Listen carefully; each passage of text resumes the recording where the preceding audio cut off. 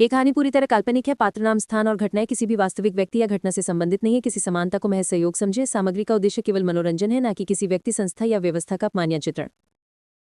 समाज की नजरों में शादी एक पवित्र बंधन है, विश्वास, सम्मान और जीवन भर के वादों पर बनी एक रिश्ते की डोर।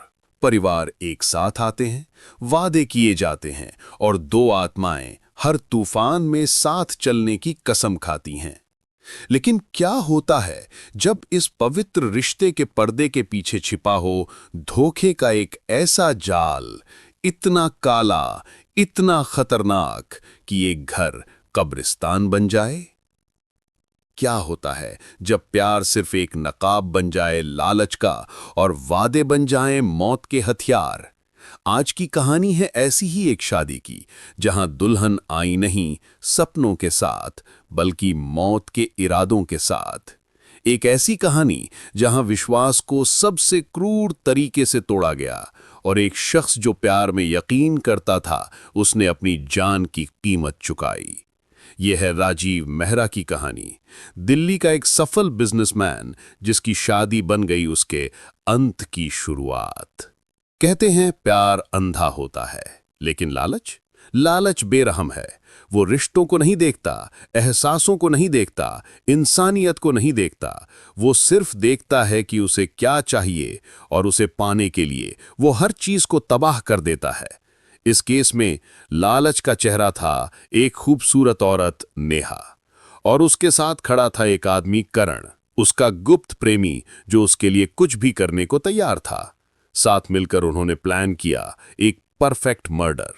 साथ मिलकर उन्होंने सोचा वो भाग निकलेंगे, लेकिन वो एक बात भूल गए, कोई भी जुर्म परफेक्ट नहीं होता और कानून कभी नहीं भूलता। राजीव मेहरा 32 साल का था, एक सेल्फ मेड आदमी जिसने दिल्ली में एक बेहतरीन एक्सपोर्ट बिजनेस खड़ा किया था। वो रहता था साउथ दिल्ली के वसंत विहार इलाके में एक बड़े 3 बेडरूम फ्लैट में। उसके माता पिता कुछ साल पहले गुजर चुके थे, जिससे वो अकेला था लेकिन आर्थिक रूप से सुरक्षित। राजीव एक सीधा साधा इंसान था, अपने काम के प्रति समर्पित, ईमानदार और परंपरागत मूल्यों में विश्वास रखने वाला। वो ज्यादा पार्टी नहीं करता था, ज्यादा दोस्त नहीं थे, लेकिन उसका एक सपना था, सही जीवन साथी ढूंढना और एक खुशहाल परिवार बसाना। उसकी बुआ सुषमा, जो गुड़गांव में रहती थीं, 2 साल से उसकी शादी करवाने की कोशिश कर रही थीं। राजीव बेटा, तुम्हारी उम्र भी कम नहीं हो रही, मुझे एक अच्छी लड़की ढूंढने दो तुम्हारे लिए, वो हर बार कहती थीं जब भी वो मिलने आती थीं। राजीव हमेशा मुस्कुराता और कहता, बुआ जब सही वक्त आएगा सब हो जाएगा। वो सही वक्त आया फरवरी 2024 में, जब सुषमा ने उसे नेहा कपूर से मिलवाया। नेहा 27 साल की थी, बेहद खूबसूरत, तीखे नैन नक्श, लंबे काले बाल और एक मोहक मुस्कान वाली। वो नोएडा में एक प्राइवेट फर्म में मार्केटिंग एग्जीक्यूटिव के तौर पर काम करती थी। वो अपनी विधवा मां के साथ मयूर विहार में एक साधारण फ्लैट में रहती थी। जब राजीव ने उससे पहली बार कनॉट प्लेस के एक कैफे में मुलाकात की तो वो मोहित हो गया। नेहा नरमी से बात करती थी, उसके जोक्स पर हंसती थी और उसमें सच में दिलचस्पी लेती दिख रही थी। तो राजीव बुआ जी ने बताया कि आप अपना बिजनेस चलाते हैं, बहुत इंप्रेसिव है। नेहा ने अपनी कैपुचिनो को नाजुक हाथों से हिलाते हुए कहा। राजीव शर्माते हुए मुस्कुराया, कुछ खास नहीं है, बस गुजारा चलाने की कोशिश कर रहे हैं। आपके बारे में बताइए, आपको अपनी जॉब पसंद है? नेहा की आंखें चमक उठी। हाँ, पसंद है, लेकिन सच कहूं तो मेरा हमेशा से ये मानना रहा है कि शादी के बाद एक औरत की प्राथमिकता उसका परिवार होनी चाहिए। मैं अपने घर पर, अपने पति पर फोकस करना चाहूंगी। राजीव का दिल गर्म हो गया। ये बिल्कुल वैसा ही है जैसा मैं भी सोचता हूं। अगले 1 महीने में वो 5 बार और मिले। हर मुलाकात परफेक्ट लगती थी। नेहा वैसी ही लग रही थी जैसी राजीव ने उम्मीद की थी, केयरिंग, सम्मानजनक, परिवार उन्मुख। उसकी बुआ बहुत खुश थीं। राजीव, ये लड़की तुम्हारे लिए परफेक्ट है, इसे जाने मत देना। अप्रैल 2024 में राजीव और नेहा की सगाई हो गई। शादी जून में तय हुई। राजीव अपनी जिंदगी में सबसे ज्यादा खुश था। उसने घंटों अपने भविष्य की प्लानिंग में बिताए, सोचते हुए कि वो अपने घर को कैसे सजाएंगे, हनीमून के लिए कहाँ जाएंगे, कितने बच्चे होंगे। उसने एक जॉइंट बैंक अकाउंट भी खोला और नेहा का नाम अपनी इंश्योरेंस पॉलिसी में जोड़ दिया। आखिरकार उसने अपनी बुआ से कहा, वो मेरी पत्नी बनने वाली है, जो कुछ भी मेरे पास है वो उसका भी है। राजीव को क्या पता था कि जब वो नेहा के साथ अपने भविष्य के सपने देख रहा था, नेहा उसकी मौत की प्लानिंग कर रही थी। नेहा कपूर का एक राज था, एक राज जिसे उसने अपनी नर्म मुस्कान और कोमल शब्दों के पीछे छिपा रखा था। पिछले 3 साल से वो एक शख्स के साथ रिलेशनशिप में थी जिसका नाम था करण वर्मा। करण 29 साल का था, एक फ्रीलांस फोटोग्राफर जिसकी कमाई अनियमित थी और जीवन शैली लापरवाह। वो हैंडसम था, आकर्षक था और हेरा फेरी में माहिर। नेहा उसे एक दोस्त की पार्टी में मिली थी और कुछ ही हफ्तों में वो अविभाज्य हो गए। करण जानता था कि नेहा को कैसे स्पेशल फील कराना है। वो उसके लिए कविताएं लिखता था, उसे बाइक राइड्स पर ले जाता था, उसे जिंदा महसूस कराता था। लेकिन करण पर कर्जे थे, बहुत सारे। उसका पैसा बकाया था लोन शार्क्स को, क्रेडिट कार्ड कंपनियों को और यहां तक कि कुछ खतरनाक लोगों को जो अवैध सट्टेबाजी में शामिल थे। उसे कैश चाहिए था और तुरंत। जब नेहा ने उसे 2024 की शुरुआत में बताया कि उसका परिवार उस पर शादी के लिए दबाव डाल रहा है, तो करण घबरा गया। नेहा, तुम मुझे छोड़ नहीं सकती, हम दोनों एक दूसरे के लिए बने हैं, उसने एक रात कहा जब वो लक्ष्मी नगर में उसके छोटे किराए के कमरे में बैठे थे। नेहा ने उसका हाथ पकड़ा। करण, मैं भी तुम्हें छोड़ना नहीं चाहती, लेकिन मेरे पास क्या विकल्प है? मेरी मां मुझ पर दबाव डाल रही है, उसने लड़कों को देखना भी शुरू कर दिया है। करण की आंखों में अंधेरा छा गया। तो फिर भाग चलते हैं, विदेश चलते हैं, नई शुरुआत करते हैं। किस पैसे से? नेहा ने कड़वाहट से पूछा।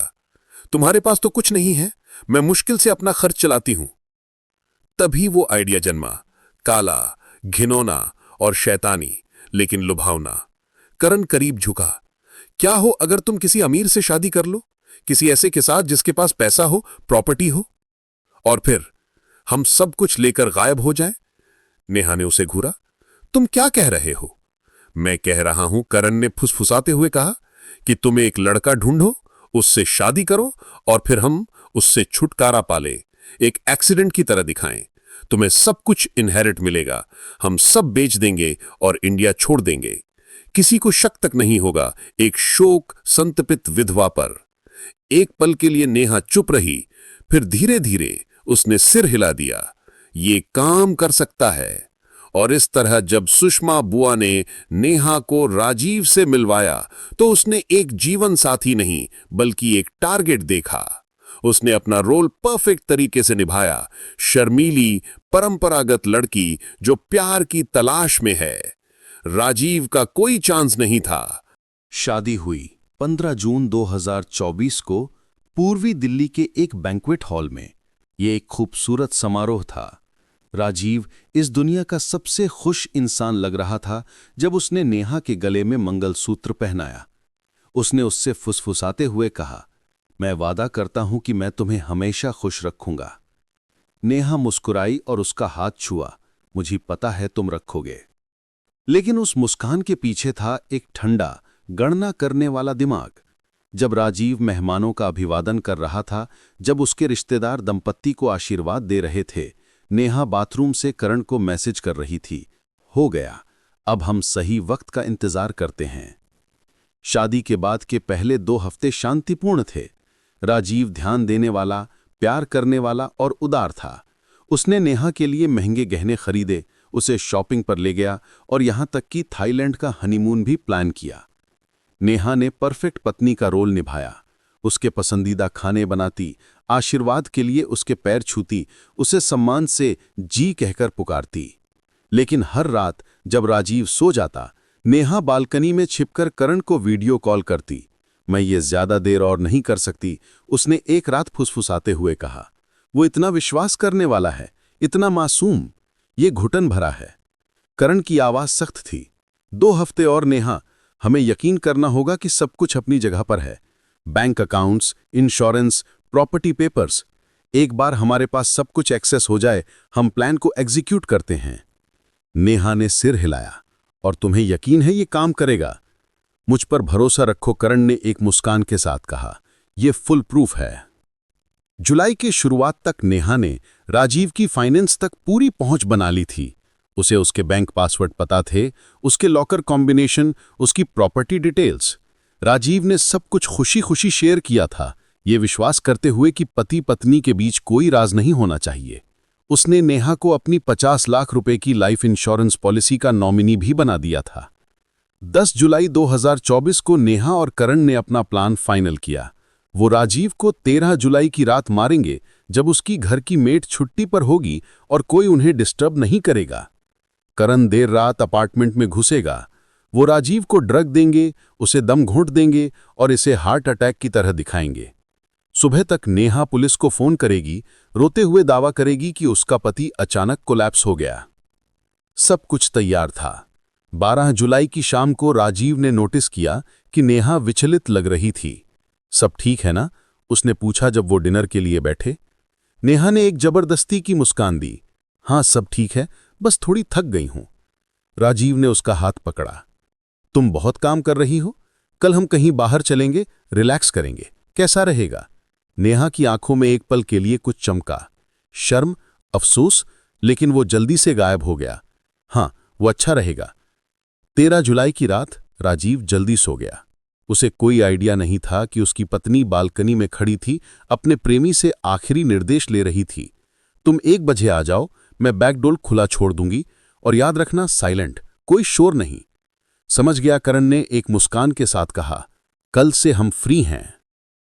रात के ठीक 1:15 पर करण अपार्टमेंट बिल्डिंग के पीछे के गेट से घुसा। उसने काली हुडी और ग्लव्स पहने थे। उसके बैग में थी एक छोटी बोतल क्लोरोफॉर्म, एक रस्सी और एक तकिया। उसने बैक स्टेयरकेस इस्तेमाल किया, सीसीटीवी कैमरों से बचते हुए। नेहा ने किचन का दरवाजा अनलॉक छोड़ा था। करण अंदर घुसा। अपार्टमेंट अंधेरे में था, सिर्फ बेडरूम से हल्की रोशनी आ रही थी।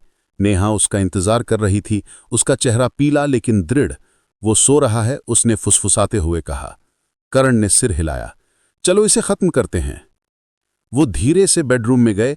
राजीव अपनी पीठ के बल सो रहा था, शांति से सांस ले रहा था, उस जाल से अनजान जो उसके चारों ओर कस चुका था। करण ने क्लोरोफॉर्म की बोतल खोली और कपड़े पर डाला। नेहा ने देखा, उसका दिल तेजी से धड़क रहा था। करण ने कपड़े को राजीव के मुंह और नाक पर रखा। राजीव की आंखें अचानक खुलीं। उसने हिलने की कोशिश की, लेकिन करण ने उसे नीचे दबाया। एक हाथ उसके सीने पर मजबूती से रखा। राजीव ने संघर्ष किया। उसकी आंखों में आतंक था। जब उसने नेहा को कमरे के कोने में खड़े देखा, उसने उसे पुकारने की कोशिश की, लेकिन केवल गले से आवाज निकली। नेहा, उसने गुर्राते हुए कहा। क्यों? नेहा ने अपना चेहरा मोड़ लिया। 30 सेकंड के भीतर राजीव का शरीर ढीला पड़ गया। करण ने क्लोरोफॉर्म हटाया और चेक किया। राजीव बेहोश था, लेकिन अभी भी सांस ले रहा था।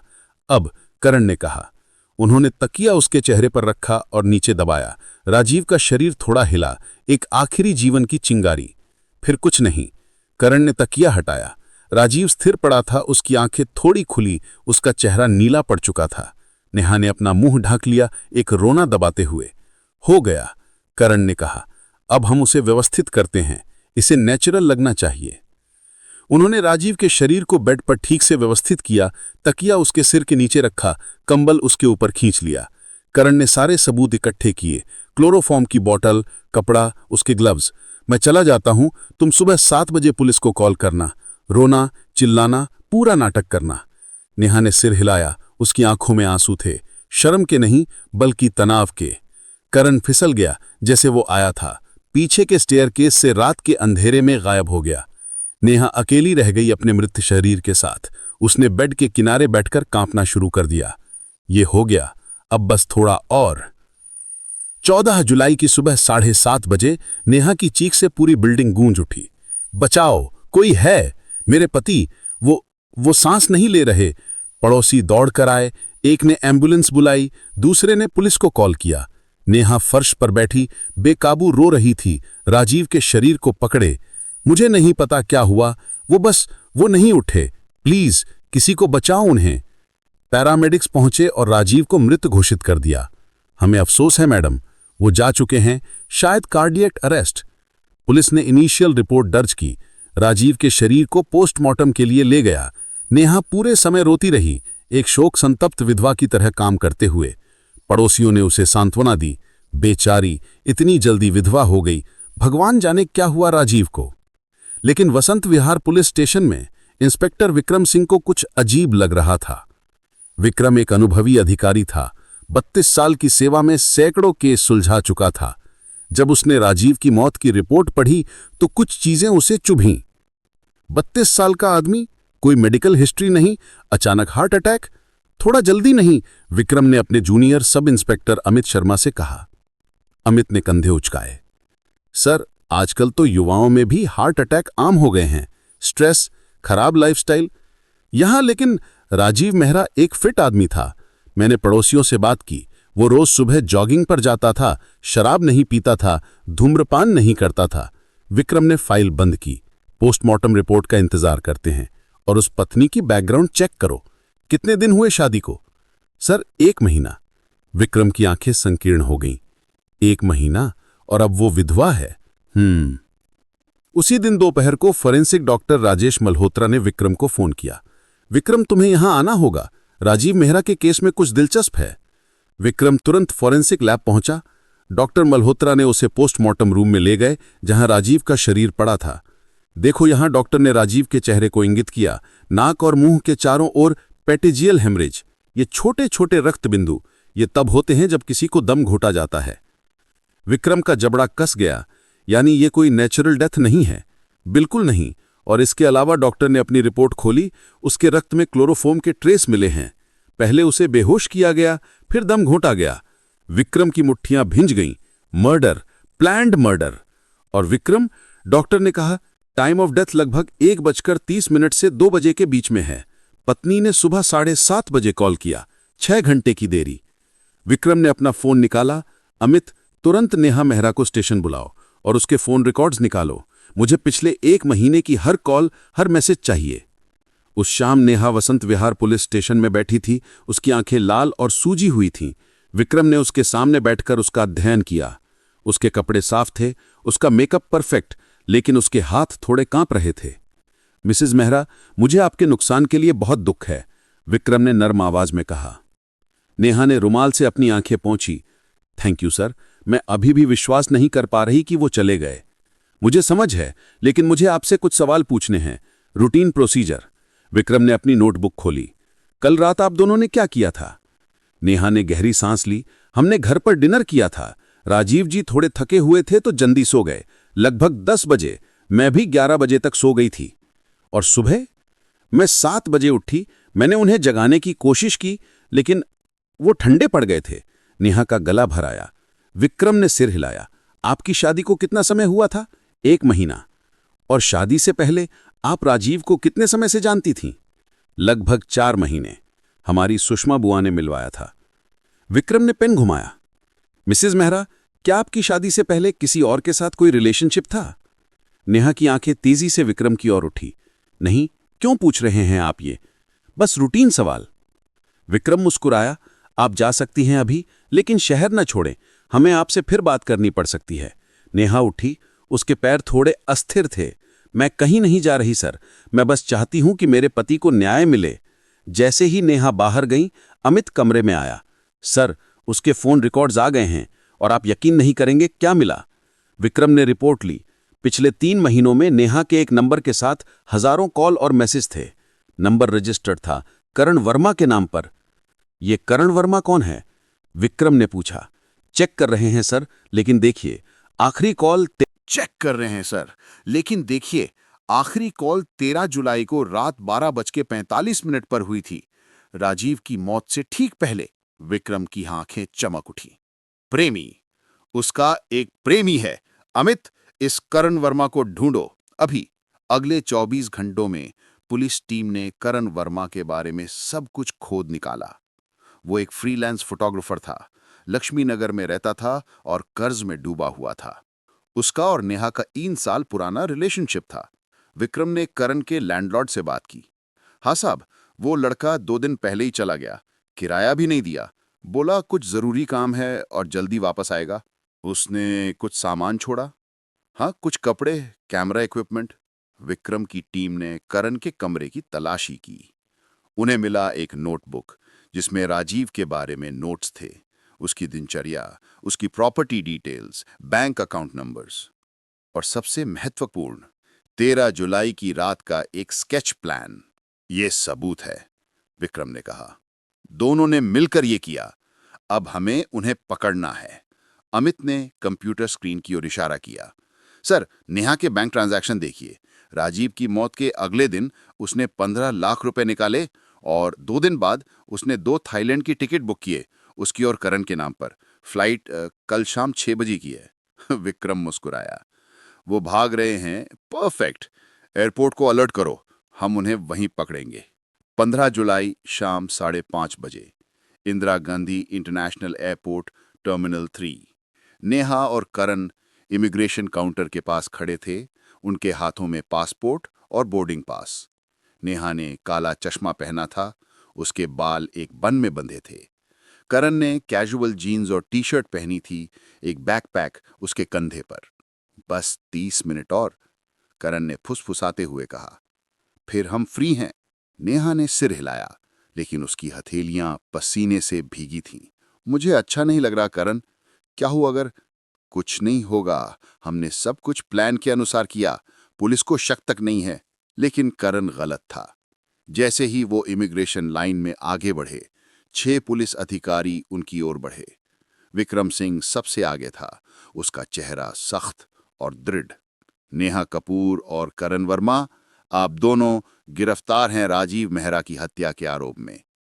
नेहा का चेहरा पीला पड़ गया। करण ने भागने की कोशिश की, लेकिन 2 कांस्टेबल ने उसे पकड़ लिया। ये गलतफहमी है, नेहा ने चिल्लाते हुए कहा। मैंने कुछ नहीं किया। विक्रम ने हैंडकफ्स निकाली। बचाओ ये नाटक कोर्ट के लिए। हमारे पास सारे सबूत हैं, फोन रिकॉर्ड्स, बैंक ट्रांजैक्शंस, करण के कमरे से प्लानिंग नोट्स और सबसे महत्वपूर्ण सीसीटीवी फुटेज। करण की आंखें चौड़ी हो गई। क्या सीसीटीवी? अमित ने एक टैबलेट निकाला और एक वीडियो प्ले किया। यह राजीव की बिल्डिंग के पीछे के स्टेयरकेस का फुटेज था। 1:15 पर एक हुडी पहने आदमी को स्टेयर्स चढ़ते दिखा जा सकता था। 2:30 पर वही आदमी नीचे उतरता दिखा, तेजी से देखता हुआ। ये तुम हो करण? विक्रम ने कहा। हमने आसपास की दुकानों के सीसीटीवी भी चेक किए। तुम्हारी बाइक उस इलाके में दिखी। हमारे पास तुम्हारी बाइक के टायर मार्क्स भी हैं जो मैच करते हैं। करण की टांगें लड़खड़ा गईं। नेहा जमीन पर बैठ गई, हिचकियां लेते हुए रोने लगी। चलो, विक्रम ने कहा, उन दोनों को हैंडकफ्स में डालते हुए। तुम्हें बहुत कुछ समझाना है।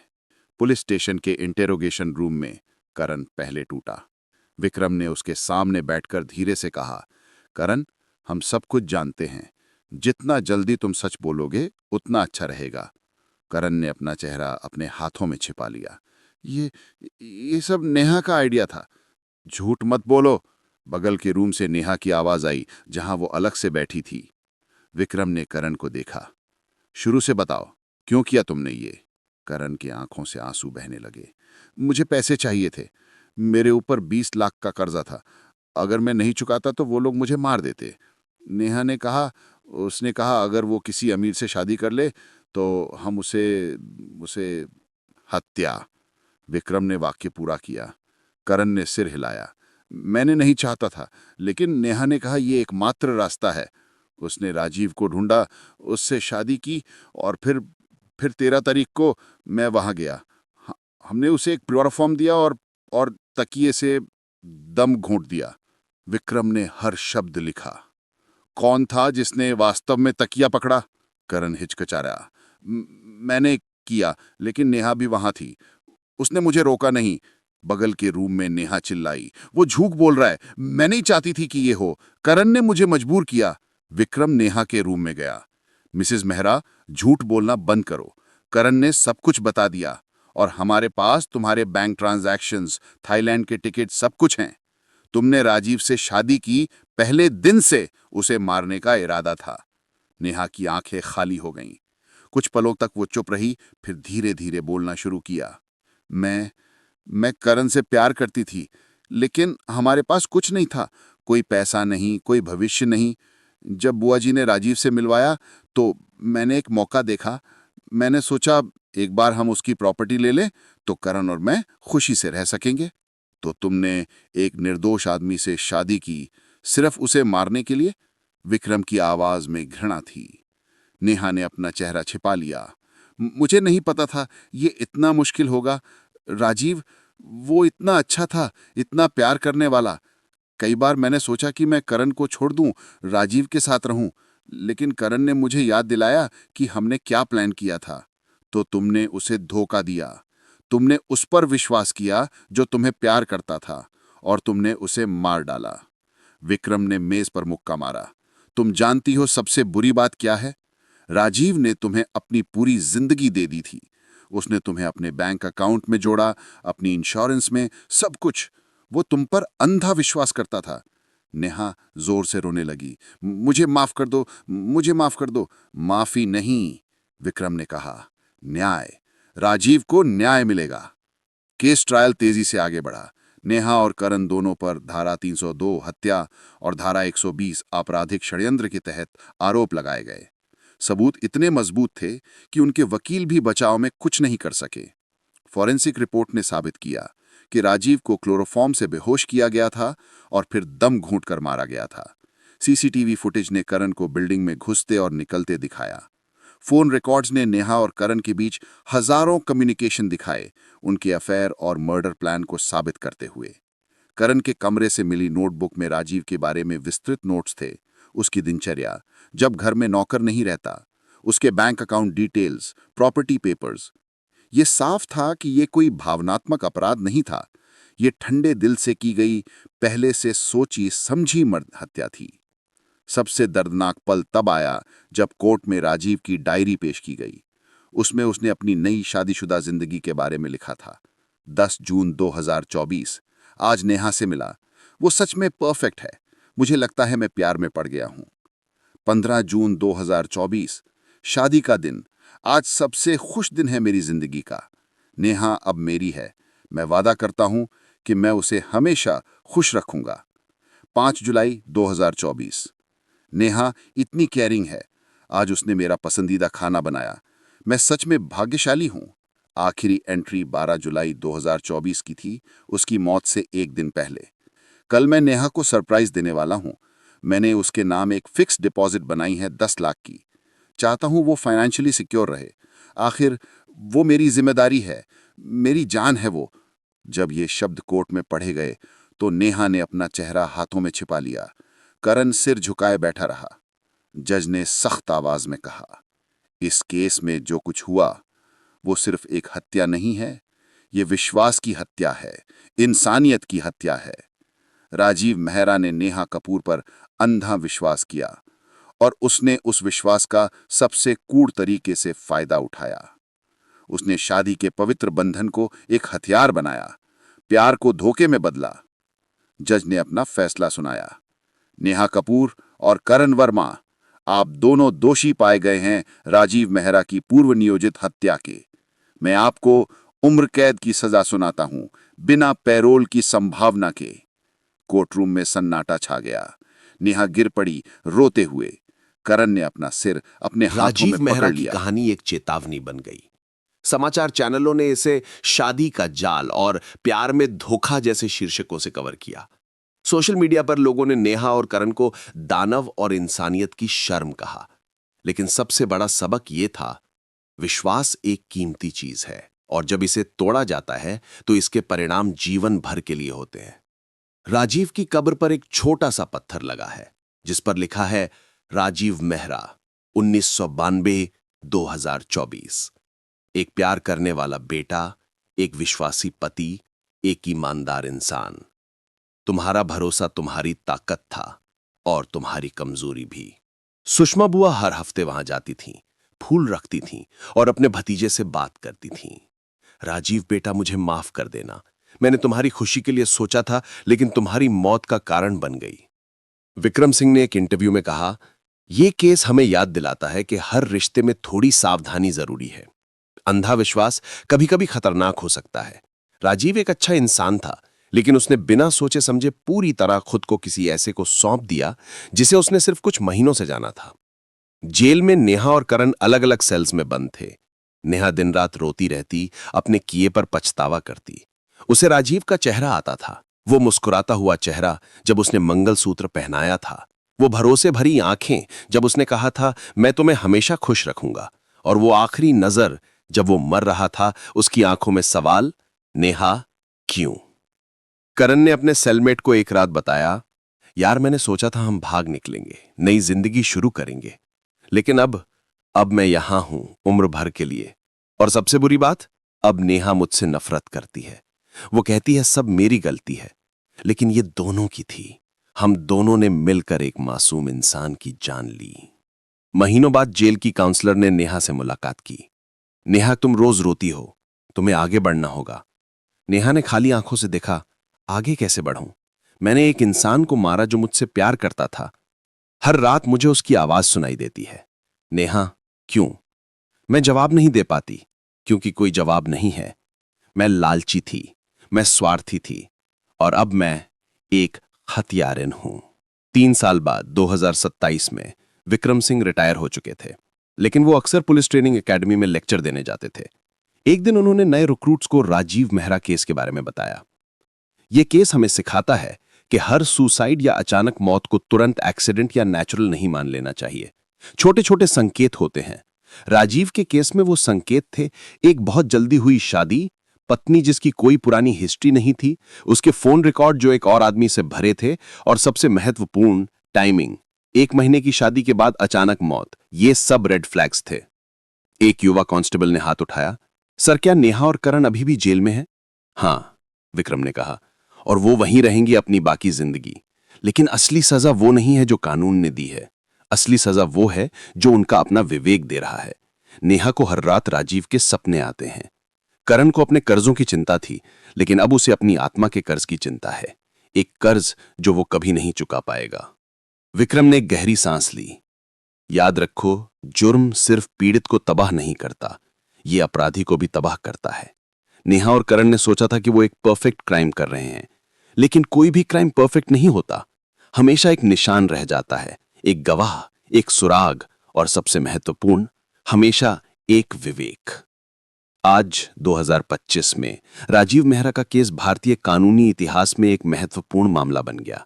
इसे क्रिमिनल लॉ की किताबों में पढ़ाया जाता है, विशेषकर धारा 302 हत्या और धारा 120B आपराधिक साजिश के तहत। ये केस डिजिटल फॉरेंसिक्स के महत्व को भी उजागर करता है कि कैसे फोन रिकॉर्ड्स, बैंक ट्रांजैक्शंस और सीसीटीवी फुटेज ने एक पूरे केस को सुलझा दिया। राजीव की कहानी सिर्फ एक मर्डर केस नहीं है, ये एक चेतावनी है, एक याददाश्त की शादी सिर्फ एक रस्म नहीं, बल्कि 2 आत्माओं का मिलन है जो विश्वास पर आधारित है। जब वो विश्वास टूटता है तो पूरी नींव गिर जाती है। नेहा कपूर ने प्यार को एक हथियार बनाया। उसने शादी के पवित्र बंधन को एक जाल में बदला, और उसने एक मासूम इंसान की जान ली जिसका एकमात्र अपराध था उसे प्यार करना, उस पर विश्वास करना। करण वर्मा ने पैसे के लिए अपनी आत्मा बेच दी। उसने अपने कर्जों को अपने विवेक से ज्यादा महत्वपूर्ण माना, और आज वो जेल की उन 4 दीवारों में बंद है, लेकिन असली कैद उसके दिमाग में है। राजीव का वो चेहरा, वो आखिरी सांसें, वो मुंह गुहार, मुझे बचा लो। शादी एक वादा है, प्यार एक भरोसा है, और जब इन दोनों को धोखे में बदल दिया जाए तो जो बचता है वो सिर्फ अंधेरा है। राजीव मेहरा की कहानी हमें सिखाती है कि हर रिश्ते में विश्वास जरूरी है, लेकिन अंधा विश्वास जानलेवा हो सकता है। अपने दिल की सुनो, लेकिन अपने दिमाग को भी साथ रखो, क्योंकि दुनिया में अच्छे लोग भी हैं और बुरे भी, और बुरे लोग अक्सर अच्छे के मुखौटे में आते हैं। राजीव की माद में उसकी कब्र पर रोज फूल रखे जाते हैं। उसकी कंपनी अब एक ट्रस्ट चलाती है जो युवा उद्यमियों की मदद करता है। उसका नाम जिंदा है, उसकी अच्छाई जिंदा है। लेकिन नेहा और करण, उनके नाम सिर्फ अपराध के रजिस्टर में है। उनकी पहचान सिर्फ हत्यारों की है, और यही उनकी असली सजा है। सावधान रहें, सुरक्षित रहें, और हमेशा याद रखें, अपराध कभी छिपता नहीं और न्याय कभी सोता नहीं। अगर आपको ये वीडियो पसंद आया हो तो चैनल को लाइक और सब्सक्राइब जरूर करें। हमारे बाकी वीडियो भी देखें, और हाँ, कमेंट में बताइए कि अगला वीडियो किस टॉपिक पर देखना चाहेंगे।